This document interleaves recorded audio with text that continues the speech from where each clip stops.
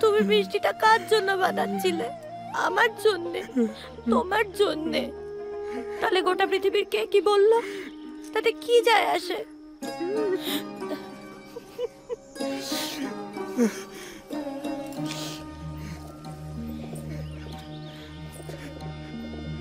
তুমিও পাবে পথের সুলুক। হাজার লোকে যে যাই বলুক, তোমার হাতেই আবার জ্বলুক পিদি মামার শান্ত বসত বাটির। যার যা খুশি ভাবতে থাকুক, হাওয়ায় গুজব হাজার উড়ুক, থাকবে পাশে তোমার ক্ষীরত আর রসের গোল্লাটি।